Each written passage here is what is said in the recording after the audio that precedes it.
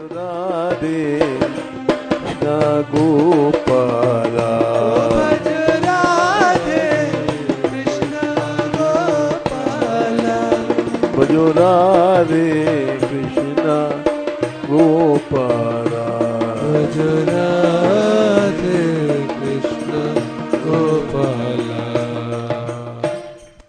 जय श्री राधे। जय श्री। समर्पण योग ऐसा है कि जीव के बस की बात नहीं है। सारा पैसा हमने कमाया और सब समर्पण करने, लोग कहेंगे बेवकूफ है। बिल्कुल उसको कोई भी बुद्धिमान आदमी नहीं कहेगा।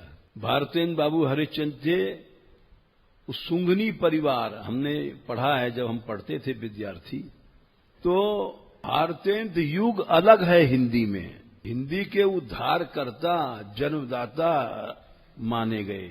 तो सुंगनी परिवार इतना पैसा था कि बड़े बड़े राजा लोग उनसे कर्ज लेते थे, काशी नरेश तक। तब वो जो गद्दी में बैठे तो उन्होंने तमाम पत्रकारों को, लेखकों को पैसा देना शुरू किया भाषा के प्रचार के लिए। भारतेंद्र बाबू बड़े कृष्ण भक्त थे, विशेष करके राधा रानी के, ये उन्हीं का पद है। अनन्य भक्त थे। तो जब गद्दी पर बैठे तो तमाम बहुत पैसा था, राजा लोग कर्ज लेते थे, उन्होंने खर्च करना शुरू किया। आज हिंदी को जन्म दिया उन्होंने, भारतेंदु बाबू ने। प्रताप नारायण मिश्र, महावीर प्रसाद द्विवेदी, बड़े बड़े लेखक पैदा किए उन्होंने। पत्रिकाएं, जितने लेखकों को पैसा दें, दिन रात लिखो, संसार का कल्याण करो।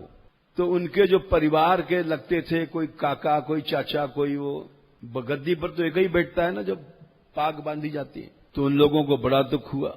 वो लोग गए भारतेंद्र जी के पास, उम्र में बड़े, पद में बड़े। भारतेंद्र जी ने चरण छुआ उनको और बैठाला आदर से। बोले बेटा हम क्यों आए हैं मालूम है? बोले आप लोग बड़े बूढ़े हैं, हमारे पर दया करने आए हैं, और क्या है। हाँ तुम्हारी बात मानोगे ना? बोले अवश्य। बोले देखो बेटा, हमारे पास इतना पैसा है कि राजा लोग भी बड़े बड़े कर्ज लेने आते हैं। बोले हाँ, तुम इस तरह से खर्च कर रहे हो, खत्म हो जाएगा, सारे हमारे वंश की नाक कट जाएगी।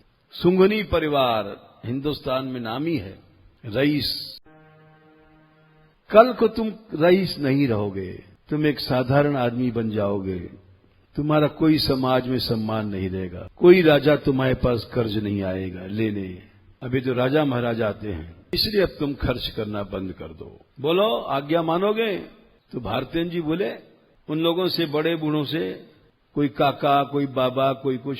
बाबा साहब एक प्रश्न हमारा आप बता दीजिए, अगर किसी लड़के के सामने उसके पिता को कोई पीट रहा हो और खड़ा देखता रहे तो क्या उसको लड़का मान लेंगे आप? नहीं नहीं, उसके सामने अगर उसके पिता को पीटा जा रहा है तो उसकी जान निकाल देनी चाहिए। जो उसके पिता को पीट रहा है उसकी जान निकाल देनी चाहिए।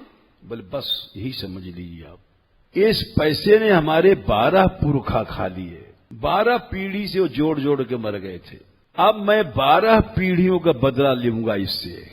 इसने हमारे 12 पुरखे खा लिए हैं, अब मैं इसको खा जाऊंगा, लेकिन अपने लिए नहीं खाऊंगा, ये प्रभु की सेवा में लगेगा सब पैसा।